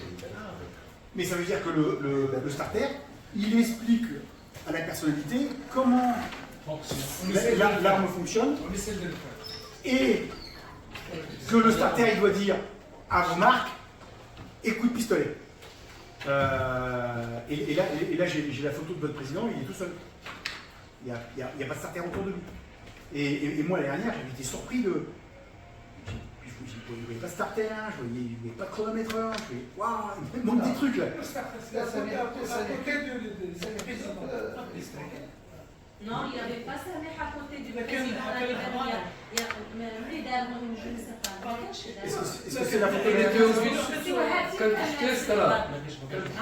لا ما اشوف بالعكس هذا الشيء راه سي باش لا ما كانش. De toute façon, c'est une remarque faite par Monsieur le Président l'année dernière. Comme quoi, le départ n'était pas simultané avec le. Bon, il y avait un petit défaut au niveau du départ. On doit assumer notre responsabilité. Au moment du départ, Bon, cette année. les 5 dernières minutes. قالت انا ما عطيتش الديبار قالت الديبار تعطى وتا البيستولي عنده ما دارش حتى الصوت. Bon, c'est comme on va utiliser le pistolet avec un Qu'est-ce qu'on doit faire? Non mais électrique c'est bien. Oui, oui. شوف دابا هو ماشي اللي باش يحاسبنا. électrique Qu'est-ce qu'on doit faire? Qu'est-ce qu'on doit faire pour conditions à vérifier pour donner le ciel de départ. Voilà. Avoir l'autorisation de l'organisateur. C'est-à-dire que vous n'avez pas de problème de sécurité, vous n'avez pas de char, d'hélicoptère ou de fusée sur le parcours. S'assurer que le juge arbitre est prêt, parce que le juge arbitre, les juges arbitres, ils doivent être prêts sur leur véhicule, la main sur le chronomètre et prêt à enclencher. S'assurer de la présence des chronométreurs. En fait, normalement tout le monde doit être présent. S'assurer que la société de chronométrie est également prête. Alors après, je vous donnerai tout ça, je te donnerai la présentation. D'accord, très bien. S'assurer que tous les coureurs sont à la ligne. Moi, j'avais été étonné de, comme tu l'as dit, je fais, waouh, ils sont où les coureurs? Mais c'est quoi le délire là? Parce que juste avant, on l'a vu, normalement, on doit annoncer aux coureurs 5 minutes, 3 minutes, 1 minute, et dans la dernière minute, s'il y a de la musique et tout, on la fait descendre pour que on entende bien le coup de pistolet, et les starters, ils sont là, ils sont devant la ligne pour faire respecter ton pied derrière la ligne, donner un départ le plus propre possible. Très souvent, quand je fais mon aller-retour ou quand je demande au starter, quand il a fait son drive, je lui dis tu sors ton téléphone et tu me prends une photo des pieds sur la ligne. Je pourrais mettre dans mon rapport qu'au départ de la course, bah, c'était propre. Dans ce sens-là, cette sommation de 5 minutes, 3 minutes, 1 minute, parfois il excite la foule. C'est la règle internationale, ça. C'est une annonce internationale. Par contre, ce qu'un speaker ne doit absolument pas faire, et on avait été voir le speaker l'année dernière, pour aller lui demander surtout pas de décompte. Exactement, oui. Surtout pas. C'était là. très souvent, donc là tout à l'heure, on a parlé des 5 minutes, 3 minutes, 1 minute. Ça, c'est la règle internationale. D'accord? Et pendant la minute, normalement, les juges arbitres qui sont sur leur moto, le moteur tourne, parce qu'on ne démarre pas le moteur au moment du coup de pistolet. Moi, j'ai déjà eu le cas où le gars, il a calé, doublé par tous les coureurs, tout faux. Donc, tout le monde est prêt, à partir. Les doigts sur le chronomètre. Je ne sais plus ce que je voulais dire. Pour le dernier point, Vas-y. il est très essentiel. Ah oui, c'est ça. Voilà. Ce que je veux dire, c'est que, merci de me redonner le fil, un animateur qui va dire au dernier moment 5, 4, 3, 2, quand vous entendez ça, vous avez un faux départ. Systématique. On a trouvé une petite solution sur quelques courses. Je pense qu'on va l'appliquer aussi pour Marrakech, pour calmer les gens. Parce que ici, le problème, c'est que les gens veulent partir. Ils n'attendent pas. Dès qu'il y a un qui fait comme ça, les autres suivent. Donc, quelquefois, on a trouvé une petite solution. C'est que à l'heure exacte du départ, on lance l'hymne national. Ok. Alors, quand on chante l'hymne national, tout le monde se calme. J'ai remarqué ça. Excellent. Mais le starter doit être prêt à la fin de l'hymne, il doit donner. Ce qu'on a fait l'année dernière à Rabat. C'est l'hymne national. Ok, excellent. Okay. Parce que tout le monde respecte l'hymne national. En plus, c'est charmant, ça Absolument. Lorsque je fais j'anime des formations et quand j'explique aux formateurs comment gérer cette problématique de ce dernier point-là, je leur dis, vous dites à vos stagiaires, donc ils vont faire starter, vous leur dites que si vous avez un animateur qui commence à faire un décompte comme ça, je dis au starter, à 3, vous tirez. Absolument. À 3, vous tirez. Du coup, ton départ, il est propre, parce que tu n'as pas de faux départ. Et c'est ça que tu voulais. L'animateur, tu lui as cassé son effet, alors qu'il a cherché un petit peu à t'emmerder, et à emmerder l'organisation, parce qu'en général, on leur dit quoi. Sur Marseille-Cassis, ma course, les animateurs, je les connais depuis tellement d'années, et j'ai jamais eu de décompte. Une année, ils ont changé. Ils ont fait rentrer un nouveau, et ils ont dit, tiens, c'est toi qui t'occupes du départ. J'ai eu un décompte. Et c'était l'année où j'avais un contrôle de World Athletic. J'ai été comme un fou. Et les deux juges arbitres qui sont partis sur la moto, il y en a un qui me branche et puis qui me fait Jean-Jacques, j'avais rien à dire sur ta course, mais là, vous m'avez donné des éléments que je pourrais mettre dans mon rapport. Donc, il me taquinait. Il me taquinait. Enfin, par sympathie, quoi. Mais moi, pendant 1 km sur la moto, mon motard devant, il a entendu choisis-moi un pylône où je vais pendre l'animateur. J'ai été furieux. Quoi. Et donc, si on va avoir une course propre, voilà, c'est un peu gênant que vous avez votre président de fédération qui donne le départ. Il y a des speakers professionnels qui savent ce qu'ils font. Ils haussent le temps pendant un certain temps, après ils calment le jeu, ils préparent les gens à un départ. Il y a d'autres qui restent sur le même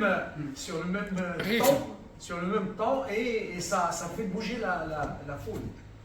Donc ça veut dire que là vous devez avoir. Alors, ça veut dire que si vous avez un starter, qui vient pour expliquer à votre président, parce que votre président c'est pas un officiel. Même si c'est tiré, parce qu'il il le fait cette séquence chaque année, sauf qu'il n'est pas censé avoir vérifié toutes les étapes qu'on a vues juste avant. Donc il est censé avoir quelqu'un avec lui. C'est-à-dire que si il a un... alors je ne sais plus à quel endroit il se positionne quand il fait ça. À gauche. Mais il est sur la ligne? Oui. Ok. À 1,5 m. Ça va, ça veut dire que le starter, il a fait respecter, parce qu'on peut voir un starter et un des starters. Mais j'avais vu que sur ce point-là, l'année dernière, vous avez des membres de l'organisation qui ont bien maîtrisé, et du coup, le départ était propre. C'est-à-dire que le starter, il regarde les pieds, tac, il se met à côté du président, tout le monde est prêt, tac, on peut donner le départ. Et on n'a pas parlé de autre chose aussi pour maîtriser la foule, c'est une barrière humaine. Oui, ça se c'est met en place. Ça c'est l'idéal. Voilà. L'autre truc qui est pas mal aussi, c'est une corde 1 mètre avant. Enfin, ça me va bien, mais le tableau me manque. On a le départ, et 1 mètre avant le départ, Bon, on peut une corde. attention, la corde. La corde, c'est grave. C'est grave, hein, pour des coureurs qui. Si on ne sait pas la manier, Si ça on peut ne- provoquer si on- des accidents. La corde, c'est-à-dire que tout le monde vient se positionner, donc les élites se positionnent contre la corde, parce qu'ils ne peuvent pas passer, et ta ligne, elle est à 1 mètre. Elle est à 1 mètre. Au moins, tu sais que tu n'auras pas à leur demander de reculer. Parce que si tu n'as pas de corde, ils viennent sur la ligne, et puis... Ils avancent un petit peu. Ouais. Donc tu es obligé de les faire reculer. Si tu mets ta corde 1 mètre avant, et 40 secondes à 1 minute avant, tu l'enlèves. Donc, en fait, une minute avant, même à l'annonce de 1 minute, d'une extrémité, si le président il est au bout et qu'il va donner le départ là-bas, on défait la corde, les pieds. Donc le starter, il revient en montrant les pieds de tout le monde, il tire la corde à lui, la corde, il a d'abord, on est propre, on est prêt à lancer sur lui.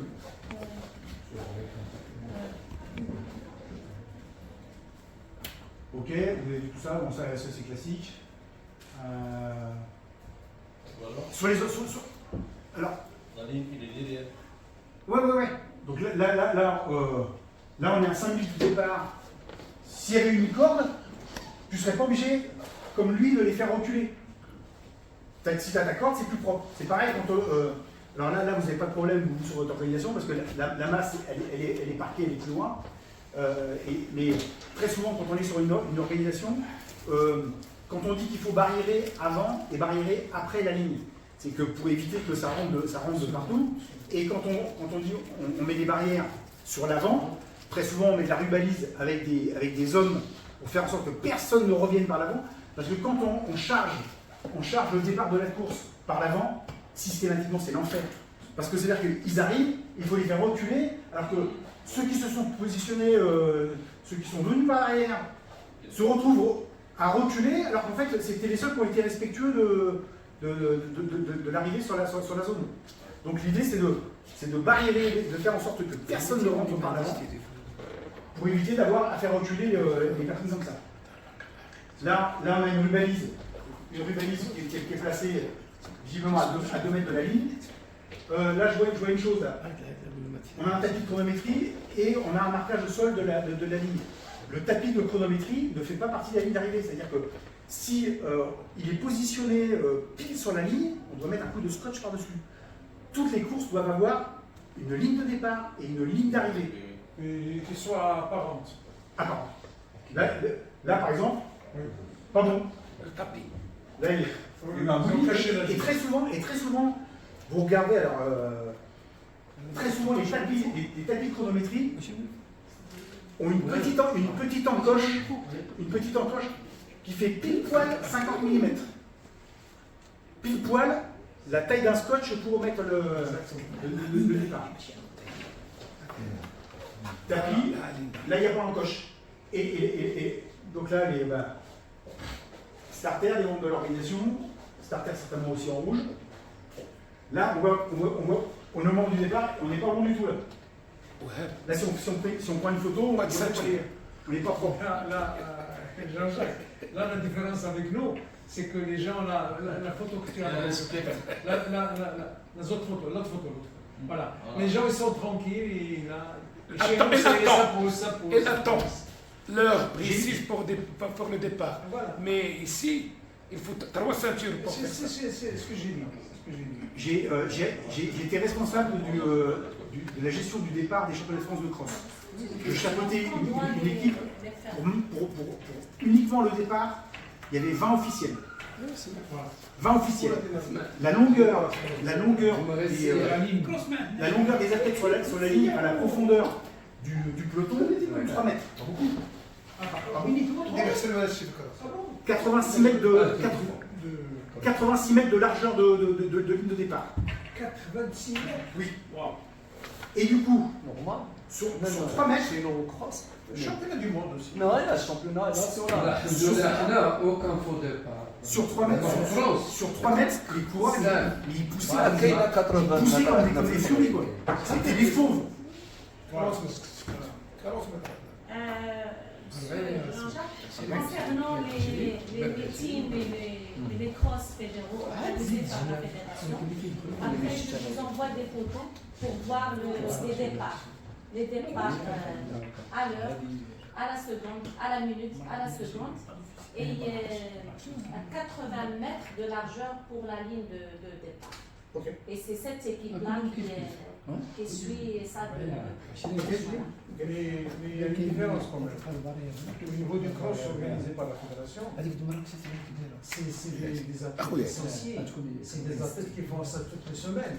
C'est des athlètes que la fédération peut sanctionner. Dans un marathon, tu as tout le monde. C'est pas la même chose. Au championnat de France, la première course avec les masters, les 2 athlètes qu'on fait, on a eu un faux au départ. C'est la première fois depuis 5-8 ans, on n'a pas de faux départ sur un championnat de France de cross. Et on a eu un faux départ qui a été initié par des élites. Donc ils sont tous associés forcément, c'est un championnat de France, et ce sont des élites qui ont fait le faux départ.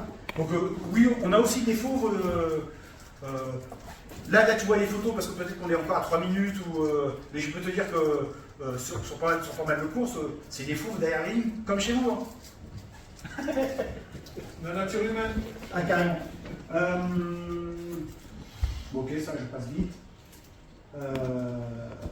Ça simplement, c'est un extrait de la réglementation internationale. Donc ça, c'est la réglementation internationale. Et ça, c'est ce qui était marqué dans le... On est passé sur les chronomètres. Hein.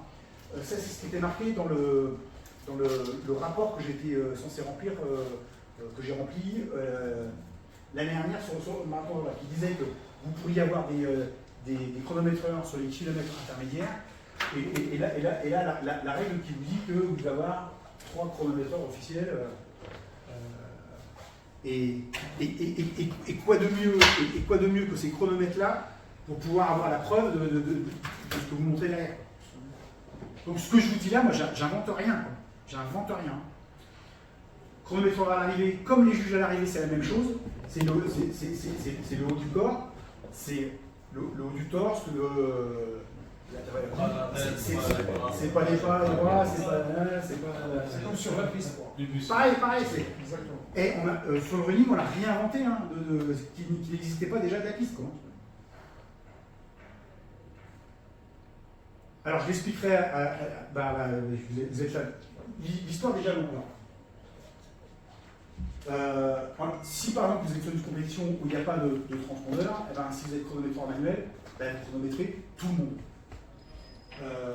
Un chronométreur, quand il doit arriver 5 concurrents, donc déjà au loin, il va compter qu'il a 5 concurrents. Quand les concurrents vont passer les lignes, s'ils sont les 5 qui sont en paquet, il sait qu'il doit biper 5 fois.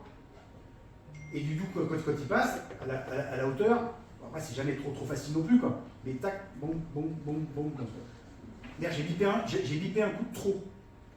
Et puis j'ai un trou avec les cours qui arrivent. J'avance un petit peu ma bande, un chronométreur, il a toujours un crayon avec lui, et du coup, tac, je rature, ou, merde, j'en ai oublié un. J'avance un peu ma bande et je rajoute un petit truc pour dire qu'il m'en manque un à cet endroit-là. À la fin de la course, quand le juge arbitre vient voir ses chronométreurs, il leur dit « Est-ce que vous avez eu des problèmes ?» Oui, non. Oui, j'ai eu un problème. Il m'en manque un, certainement autour de la 20e place. Ok, j'ai l'information. Le juge arbitre qui va valider les performances, il a besoin d'avoir son jury avec un niveau d'honnêteté pour dire ouais, j'ai un peu merdé, ou c'est même déjà arrivé, mon chronomètre il n'est pas parti. C'est pas donc de le faire. C'est arrivé, c'est comme ça. Quoi. Donnez déjà le chronométreur. Tiens, fais circuler et regarde un petit peu sur ces feuilles de pointage. Alors, ouais, attends, la feuille elle commence peut-être à. Je vous ai filé une feuille qui commence à. Ouais, alors j'ai des feuilles qui vont de 1 à 50 et de 51 à. Le chronométreur. Donc, le juge aux arrivées, il prend l'ordre. Et de temps en temps, quand il y a un trou entre les coureurs, il va dire par exemple les 5 premiers sont arrivés et le 5e est un petit peu détaché. Il dit dossard 22 pour le 5e et son temps à la louche, sans les arrondis à la seconde supérieure, il va dire par exemple sur un 10 km 30-22. Donc le 5e, les juges aux arrivées vont marquer le 5e et vont marquer 30-22. Et régulièrement, comme ça, quand il y a des espaces entre les coureurs, comme ça, les juges aux arrivées, ils savent toujours à peu près où on se situe. Et quand on aura besoin de leur feuille, j'ai une modification qui est à faire aux alentours de 35 minutes et 15 secondes. Est-ce que j'ai un temps qui a été relevé? Ah ben c'est par là, ben là je ne suis pas d'accord avec cet ordre-là. C'est ça ce qu'on appelle donner des temps jalons. Utiliser un chronomètre avant. Donc même s'il y a une société de chronométrie, les juges manuels, les chronométreurs et les juges aux arrivées, ils prennent au moins les 50 premiers hommes et les 20 premières femmes. Parce qu'après les femmes, elles sont noyées dans la masse des hommes et trouver 50 premières, des fois c'est chaud. Sur un marathon c'est facile, sur un semi-marathon c'est un peu plus dur, en fonction de la densité aussi des coureurs. Sur un 10 km c'est encore plus dur, sur un 5 km on ne voit rien. Parce que tout le monde arrive au même temps. Ouais. Et il y a des gens qui utilisent, en plus des pointages manuels, un dictaphone par exemple. Alors, il y a des limites pour ça, mais c'est pour doubler justement le jeu. Je l'ai testé. Pardon. Je l'ai testé. La problématique que tu rencontres, c'est que quand tu utilises ton dictaphone, je me suis fait avoir je ne sais pas combien de fois, 12, 24, 32, l'autre il est très loin derrière. Ah zut, et je ne l'ai pas mis en pause.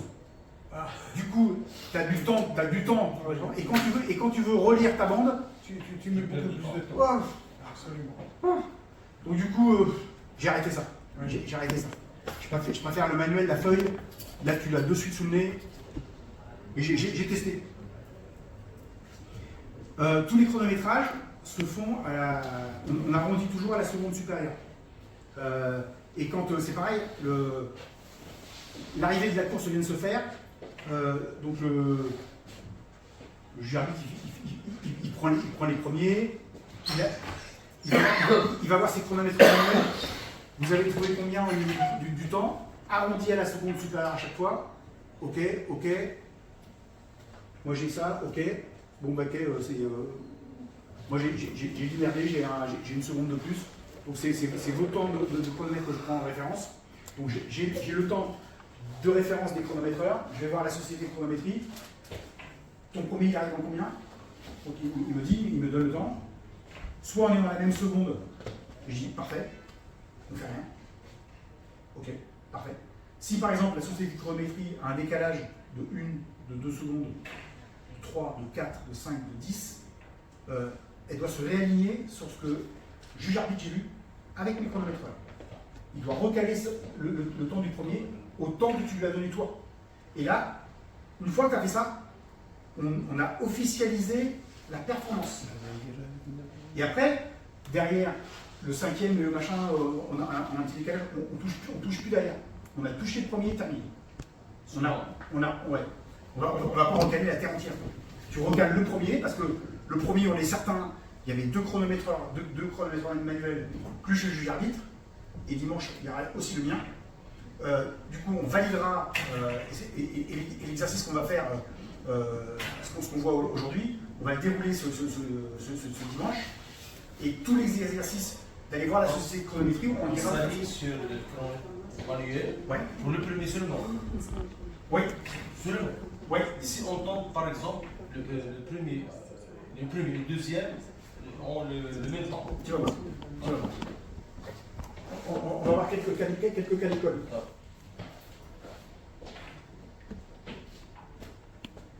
Tout ce que je viens de dire ici. Ok. Là, on a le temps, donc minutes, on les choisit en 10 km, évidemment, minutes, secondes, centièmes. On arrondit à la seconde supérieure. La valeur retenue, ça va être quoi là? 31. 0,8. Ok. Qui répond? Ouais. Pareil? 31. Vous répondez? 0. 0,8. Toujours. 0,8. 0,8. 7. 0,7. 37. 37 00. Et ainsi de suite. Combien? Là, c'est. Combien? C'est 16. Non, 27. 27, 2, 26, 16. 27. 26, 2, 26. 16. 16. Ah, c'est seconde. C'est le second supérieur. 16. 12. 2, 12, 0. Là, 5 heures. Non. 5 heures, 5 heures, 0. 0, 0, 0. C'était un piège. Donc, c'est-à-dire que quand moi je suis juge arbitre et que je leur mes chronométreurs, quand je leur demande un temps, systématiquement, c'est celui-là il ne m'intéresse pas, c'est celui-là que je veux voir. C'est celui-là, il me donne à chaque fois celui-là. Et quand j'irai voir la société de chronométrie, pareil. Combien vous avez pour le premier? 31,07. On a 3, la tête ont le même temps. Le premier, le deuxième et le troisième. Ouais. Le quatrième, mieux. Mais tu peux avoir, c'est pareil, on a le cas d'athlètes qui ont fait toute la course ensemble et puis qui décident de terminer main dans la main. Les officiers, ils ne connaissent pas la main dans la main. Ils comprennent qu'ils sont copains. Ils comprennent qu'en toute amitié, ils veulent finir ensemble. Mais un juge à l'arrivée et un juge arbitre, Il faut départager. il faut départager. Ouais. C'est-à-dire que quand tu les vois qui commencent à se dire main dans la main, eh ben, si tu n'étais pas pile poil sur la ligne, ben, tu t'y mets. Premièrement, c'est le juge à l'arrivée qui doit départager. Si par exemple l'exécution persiste, hein, on revient sur le juge arbitre pour départager le. Si tu n'as pas réussi à le voir, j'arrivais et dis ouais, j'ai été bousculé, j'ai pas bien vu sur la ligne, caméra. Ouais. En espérant que la caméra. De deux côtés. Ouais. De deux côtés. Sans ça, ça va être. Et très souvent, alors c'est pareil, très souvent, les juges arrivés qui font les pointages manuels sont un petit peu embêtés, sauf qu'ils ont la possibilité de prendre le dossard un petit peu 5-6 mètres quand les coureurs arrivent les uns derrière les autres. Tu vois 5-6 mètres avant, tu vois le numéro de dossard. Donc tu prends le note, mais très souvent les coureurs, quand ils passent la ligne, ils font ça. Ah oui. Ils arrêtent leur chrono et le dossard, tu ne le vois plus, quoi. Donc du coup, l'intérêt des jeux aux arrivées, c'est que du coup, tu as la possibilité de le voir un petit peu avant.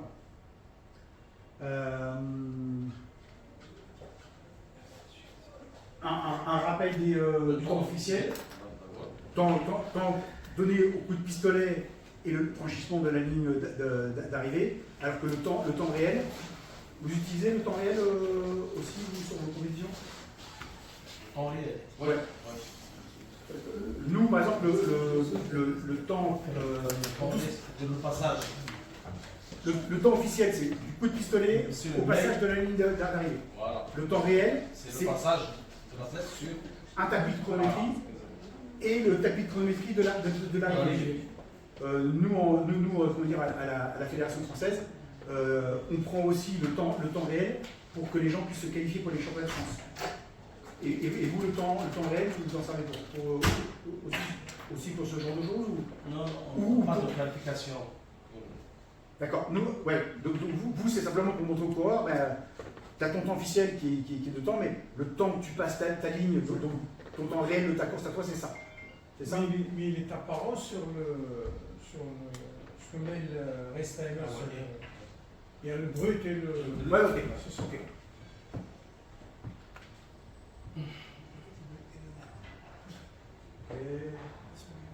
Positionnement des juges courses, ben, je vous disais, hein, chronométreur et juge course qui est derrière, ils sont pile poil sur la ligne. Là, c'est sur la petite course que j'ai arbitrée il y a un mois et demi, 2 chronométreurs, chrono à bande, pile alignée de Par cheval sur la ligne. Voilà, parfait. Là, c'est sujet. Alors après, souvent sur les courses, il y a un peu de monde, il y a des juges d'arrivée, des fois on est sur des courses où il y a 3 4 juges arrivés, il y a 3 chronométreurs, il y a les juges arbitres. Tout le monde est sur la ligne. Tout le monde doit pas être sur la ligne. Hein. Autre chose. Vous en avez sur On n'a pas le droit de comme ça. Comment? Ils ont des capes.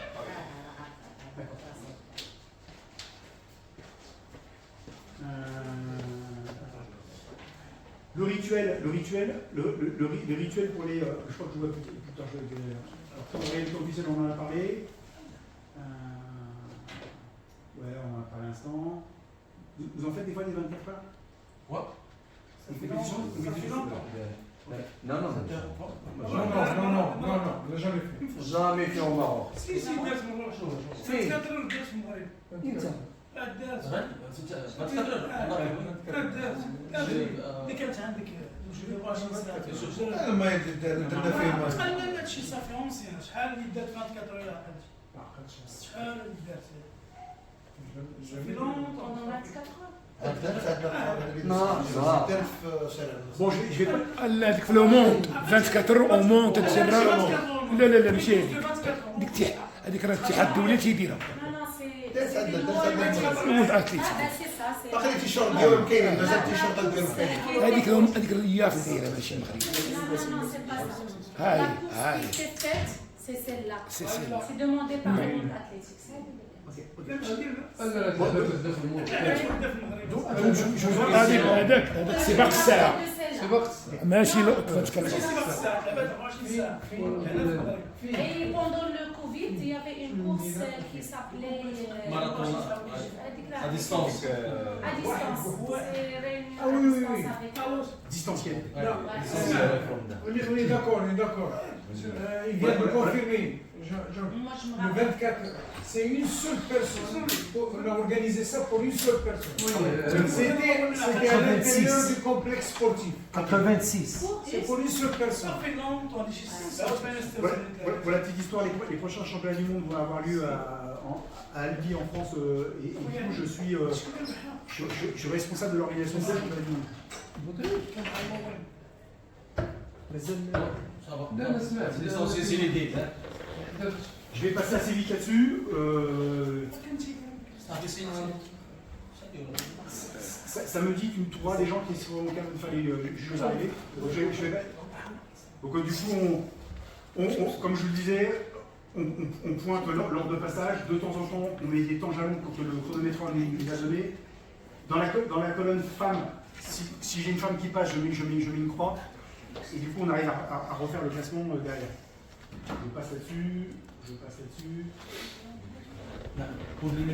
Les juges aux arrivées, comme vous l'avez vu, enfin, je vous l'ai expliqué, ils notent les numéros de dossard. Ça, c'était la photo de l'année dernière. C'est ça. Et ça devient 31. Dans ce cas-là, on a. Ben, en fait, ils sont assez éloignés les uns des autres. Ils ont une seconde de décalage à chaque fois. 32, 32. On a 3 km/h. On prend lui en considération. On augmente à la seconde supérieure. Ça devient 32. En dessous, là on est carrément. Alors les deux, celui-là. Il est éliminé. Ok. Ça a été, on a filmé l'arrivée d'une course et puis on dit on va chronométrer une course et puis il va y avoir des pointeurs à l'arrivée de cette course. Donc, je distribue des chronomètres, par exemple, à vous 4 ici, et ici, ils font les pointages. Est-ce qu'on le fait mais par contre, il faut que je regarde si j'ai du son. Donc, c'est-à-dire que je peux sortir tous mes chronomètres et on fait la simulation. Ça vous dit de Oui, je faire s'amuser un petit peu. Ouais, carrément. Donc,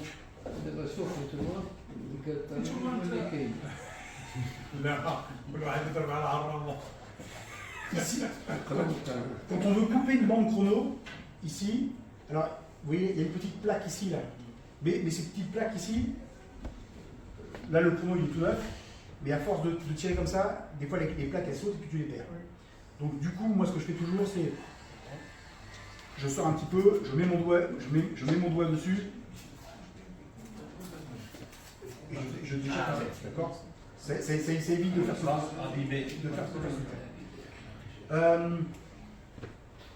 Venez voir le fonctionnement du chrono, messieurs. Venez voir le fonctionnement du chrono. On ne va pas rentrer dans tous les réglages, mais je vous explique un petit peu les principales fonctions. Le chronomètre, j'ai mis des piles. 4 piles. On a ça, vous avez la possibilité de brancher et d'avoir des poids. J'ai jamais testé. Là, il est tout neuf, il y a le tour de cou à rajouter. Alors, je vais pas vous montrer toutes les fonctions, mais par contre, je vais vous donner des imprimés pour que vous ayez sachiez l'utilité. Là, je me mets power sortie, et ici, je reste dans cette position-là. Pour l'instant, je ne vous explique pas trop. Ça, c'est. Je peux faire avancer l'imprimante. Ici, soit je suis en split ou en lag split. En fait, si je suis en haut, à chaque fois que je vais mesurer un temps, il va me mesurer aussi le temps d'écart avec le courant. Et en fait, ça veut dire que quand on mesure une course, ça n'a pas beaucoup d'intérêt. Et puis par contre, tu crames de la bande. Donc du coup, on ne le fait pas. Donc du coup, je le mets comme ça. Quand je veux lancer, donc là, ma course, j'ai mon chrono qui est à 0. J'ai affiché en fait les centièmes. Et les centièmes, ils sont intéressants de les avoir parce qu'en fait, ça nous permet de départager et de comparer. Mon chrono, il est prêt à être enclenché pour un chronométrage. Parce que le petit bouton qui est ici, qui permet de bloquer en fait le start et le stop. Si je bloque ici, il se passe rien. Je suis à 5 minutes du départ, où j'ai préparé mon chrono à l'hôtel ou chez moi. Donc du coup, maintenant un chrono tous les matins, le matin du coup, je le teste. C'est-à-dire que moi, je suis dans ma chambre d'hôtel, ou je suis chez vous, je vérifie qui fonctionne bien, parce que c'est quand même un peu con de s'apercevoir au moment du départ de la course que les piles sont mortes.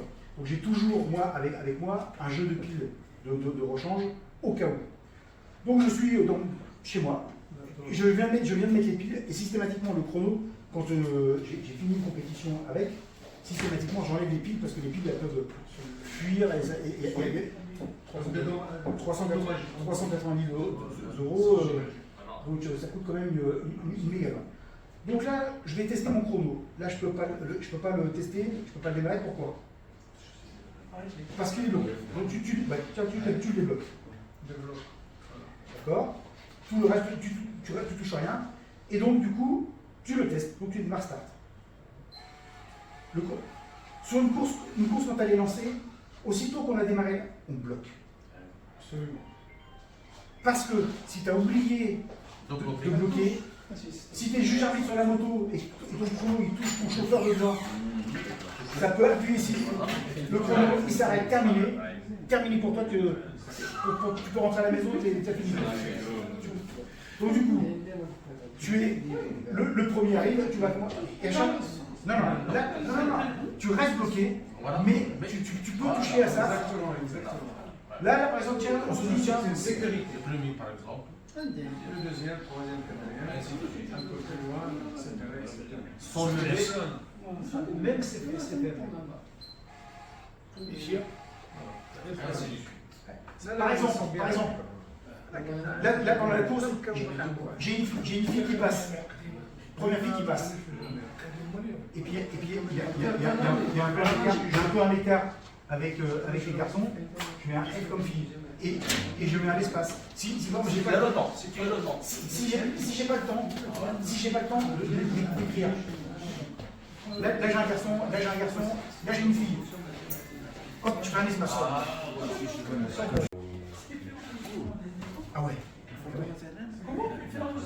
En fait, tu peux ici, à la séparation, la masse passe par ici, et tous ceux qui ont les dossards, les tranches de dossards qui permettent d'être dans l'espace d'une 30 et une 20, sont filtrés et peuvent passer par ici.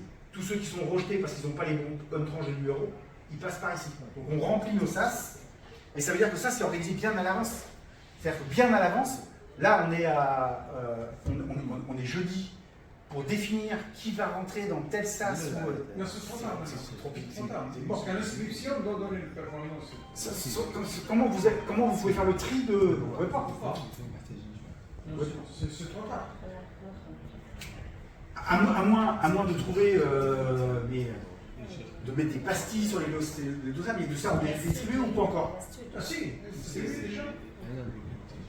Les gens ont déjà leur dossard?